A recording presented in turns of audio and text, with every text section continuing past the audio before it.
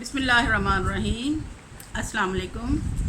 آج جو موضوع ہم زیر بحث لائیں گے وہ ہے کنسیپٹ آف اسیسمنٹ۔ اسیسمنٹ کا لفظی معنی جو ہے وہ کسی چیز کا تعین کرنا،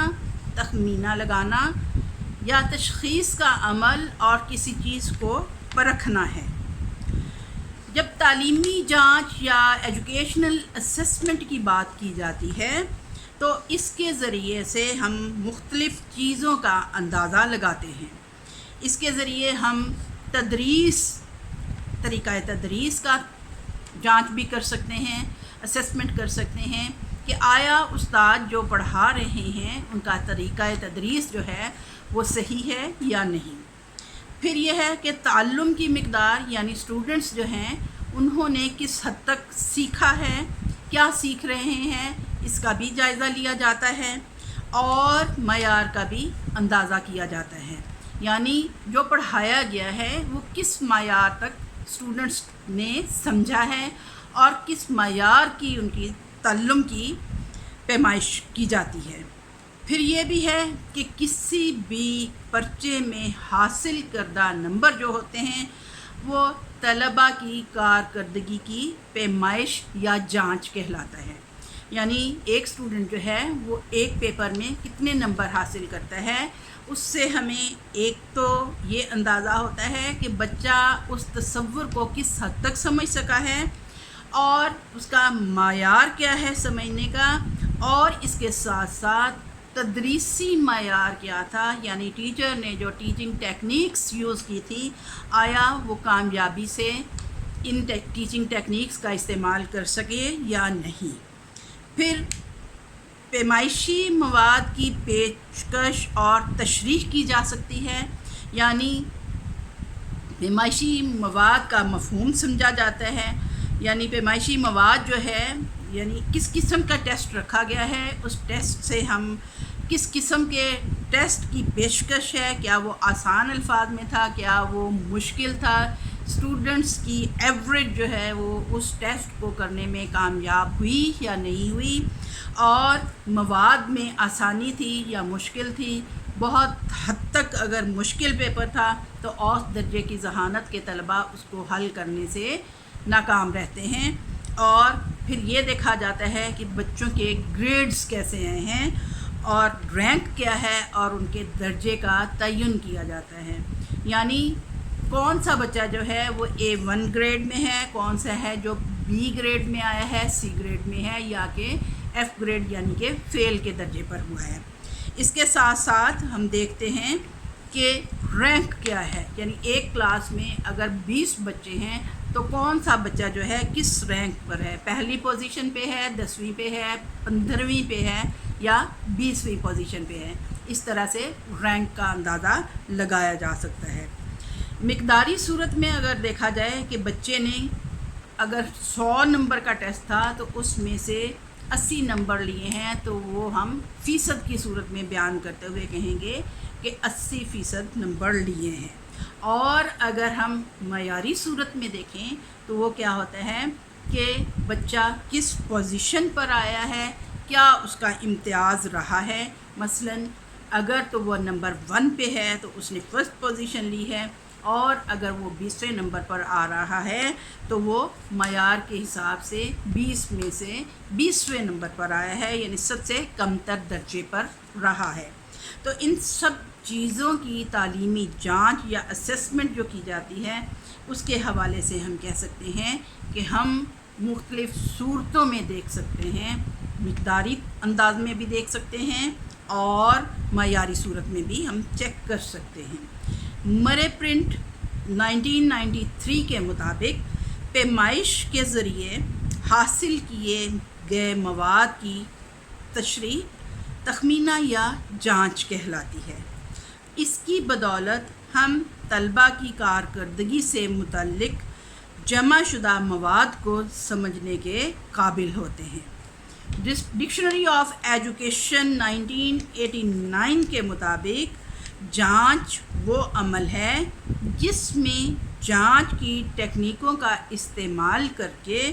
تعلم اور تدریس کے معیار اور مقدار کی پیمائش کی جاتی ہے۔ مثلاً اگر ہم 48 سینٹی گریڈ حرارت کا درجہ بیان کریں گے تو یہ اوسط درجہ حرارت سے کافی بلند ہے، جس سے ہمیں اندازہ ہوگا کہ گرمی آج بہت زیادہ ہے۔ یا 80% نمبر حاصل کیے ہیں کسی طالب علم نے تو وہ کلاس کی اوسط سے کافی زیادہ ہوں گے اور ہم کہہ سکیں گے کہ وہ ایک گریڈ میں پاس ہوا ہے۔ لہذا طلباء کا گریڈ، رینک، درجہ مقداری صورت میں یعنی گریڈ اے اور معیاری صورت میں ہم اس بچے کی پوزیشن کا درجے کا تعین کر سکتے ہیں۔ یعنی اگر اس نے 80% نمبر لیے ہیں تو ہو سکتا ہے کہ یہ بچہ کلاس میں فرسٹ پوزیشن پر ہو، یہ بھی ہو سکتا ہے کہ 80 کی بجائے 85 نمبر لینے والا بچہ جو ہے وہ فرسٹ پوزیشن پہ ہو اور 80 نمبر لینے والا بچہ 5ویں یا 6ٹھی پوزیشن پر ہو۔ تو اس طرح سے ہم مقدار میں بھی اور معیار میں بھی تعین کر سکتے ہیں۔ پرنسپلز آف اسیسمنٹ کے حوالے سے اگر ہم بات کریں کہ کون سے اصول و قواعد ہیں، کون سے قوانین ہیں جن کی بنیاد پر ہم اسیسمنٹ کرتے ہیں، سب سے پہلی بات تو یہ ہے کہ جائزے کے مقاصد کا تعین کیا جاتا ہے کہ ہم کس وجہ سے ہم جائزہ لینا چاہتے ہیں۔ طلباء کی ترقی کا جائزہ لینے سے پہلے جن آموزشی نتائج کی پیمائش کرنا مقصود ہو، یعنی بچوں نے جو کچھ سیکھا ہے اس کے حوالے سے ہم یہ جاننا چاہتے ہیں، ان کی پیمائش کرنا چاہتے ہیں کہ وہ کن نتائج تک پہنچے ہیں، تو ان کو واضح کرنے کی ضرورت ہے۔ یعنی ہم بچوں کی یادداشت کا معائنہ کرنا چاہتے ہیں، جانچ کرنا چاہتے ہیں، ہم بچوں کے معیار کا جائزہ لینا چاہتے ہیں کہ اس حد تک تعلیم حاصل کر کے بچے کیا لکھنے پڑھنے کے قابل ہو سکے ہیں یا نہیں، سوالات کے انداز سے سمجھ سکتے ہیں کہ نہیں، یعنی کہ ان کی سمجھ میں، فہم میں، ادراک میں کوئی اضافہ ہوا ہے یا نہیں۔ یعنی ہمیں اپنے مقصد کا تعین کرنا ضروری ہے۔ اگر ہم یہ جاننا چاہتے ہیں کہ بچے املا لکھنے کے قابل ہیں کہ نہیں، کیا وہ اپنے خیالات کا اظہار کر سکتے ہیں یا نہیں، یعنی ان باتوں کی وضاحت کرنا ضروری ہے۔ پھر یہ ہے دوسری بات یا دوسرا قانون یا دوسرا اصول جو اس میں آتا ہے وہ ہے کہ جائزے کی مناسب ٹیکنیکس کا انتخاب کرنا ضروری ہے۔ یعنی جس پہلو سے کارکردگی کا جائزہ لینا ہے اس کے مطابق ٹیکنیکس کا چناؤ کرنا چاہیے۔ یعنی کتنی تصحیح کے ساتھ پیمائش کر سکتے ہیں، اس کے نتائج کس حد تک معروضی ہیں اور یہ کتنی آسانی سے استعمال ہو سکتی ہے، یعنی یہ ٹیکنیک کے بارے میں جاننا ضروری ہے۔ نمبر 3 پہ بات آ جاتی ہے کہ جائزہ کی جامعیت کے لیے مختلف قسم کی ٹیکنیکس کا استعمال کرنا چاہیے۔ یعنی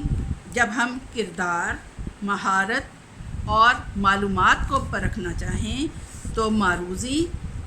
اور موضوعی ٹیسٹ لے سکتے ہیں،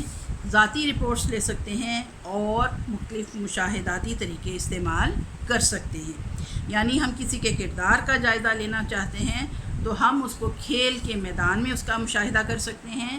ہم امتحان دینے کے دوران اس کا مشاہدہ کر سکتے ہیں، کلاس روم میں اپنے ساتھیوں کے ساتھ اس کا کیا رویہ ہے اس کا مشاہدہ کر سکتے ہیں۔ پھر اگر ہم اس کی مہارت کا جائزہ لینا چاہیں تو ہم لکھنے یا پڑھنے یا بولنے کی مہارت کا جائزہ لے رہے ہیں تو اس قسم کی ٹیکنیک ہم کو استعمال کرنی ہوگی۔ یعنی ہم ان کو کوئز کمپٹیشن لے سکتے ہیں، ہم ان سے کوئزز کروا سکتے ہیں، تقریری مقابلے کروا سکتے ہیں، بیت بازی کروا سکتے ہیں۔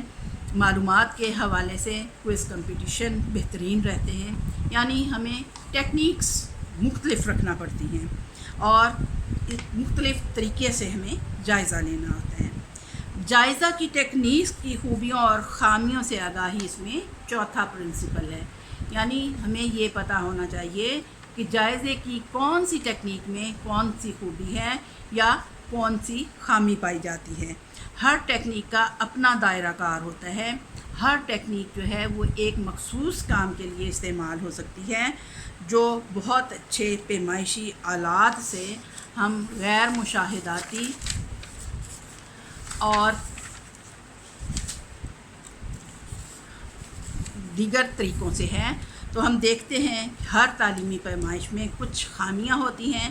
مثلاً بعض اوقات ہم نمونہ لینے میں غلطی کر جاتے ہیں، پھر جائزہ آلات میں بعض اوقات بذات خود کوئی غلطی ہوتی ہے، پھر یہ ہے کہ آلہ کے استعمال میں ہم کوئی غلطی کر سکتے ہیں، اور آخر میں یہ کہ جائزہ کے نتائج کو ہم غیر مناسب طریقے سے بیان کر سکتے ہیں، جس کی وجہ سے یہ ٹیکنیکس کی خامیاں شمار ہوں گی۔ جتنا غیر پختہ آلہ ہوگا اتنی ہی زیادہ خامیاں ہوں گی، اور اپنی تمام تر مہارت اور کوشش کے باوجود اچھے نتائج نہیں مل سکتے۔ پھر یہ نمبر 5 پہ ہے کہ جائزہ اختتام یا انجام تک پہنچانے کا ایک ذریعہ ہے۔ اس کو ہم یہ نہیں کہہ سکتے کہ یہ بذات خود ایک اختتام ہے۔ پھر یہ ہے کہ جائزہ لیتے ہوئے ہم یہ تو سوچ سکتے ہیں کہ ہمیں انجام تک پہنچانے کا ایک ذریعہ تو یہ ہو سکتا ہے، اس کو ہم بذات خود ایک اختتام یعنی اینڈ نہیں کہہ سکتے۔ پھر جائزہ جو ہے یہ ایک مسلسل طریقہ کار ہوتا ہے تاکہ تعلیمی مقاصد کے حصول میں یہ ایک مددگار ثابت ہو، اور ہم جائزہ لے کے تعلیمی طریقہ کار کو بہتر بنا سکیں، اور تعلیمی مقاصد کے حصول کے لیے یہ ہمیں مددگار ثابت ہو۔ اگر ہم اندھا دھند معلومات اکٹھی کر لیں اور ان کو فائل میں لگا لیں کہ یہ کسی وقت کام آئے گی، تو یہ وقت اور پیسے کا ضیاع ہوگا۔ معلومات ایسی ہونی چاہیے جس سے تعلیمی مقاصد کی پرکھ ہو سکے، لہذا ٹیکنیک سے پہلے فیصلوں کی نشاندہی ضروری ہوتی ہے۔ ایسی ٹیکنیک کا استعمال جو تدریسی، مشاورتی یا انتظامی امور کی بہتری کرنے سے قاصر ہو، بے فائدہ ہے۔ یعنی ہمیں جو بھی جائزہ لینا ہے، اگر ہم ٹیچرز کی ٹیکنیکس کا جائزہ لے رہے ہیں، طریقہ تدریس کا جائزہ لے رہے ہیں، تو ہمیں اس جائزے کا ایک مقصد اپنے ذہن میں رکھنا چاہیے کہ ہم اپنے ٹیچرز کو گائیڈ کر سکیں کہ وہ اپنی ٹیکنیکس کو کس طرح بہتر بنا کر اسٹوڈنٹس کے تعلم کو بہتر بنا سکتے ہیں۔ اس کو صرف تنقید برائے تنقید کے لیے استعمال نہ کیا جائے، بلکہ اساتذہ کی رہنمائی کے لیے، اساتذہ کی گائیڈنس کے لیے اور ان کو فیڈ بیک دینے کے لیے ہم استعمال کر سکتے ہیں۔ اوکے، اللہ حافظ، تھینک یو۔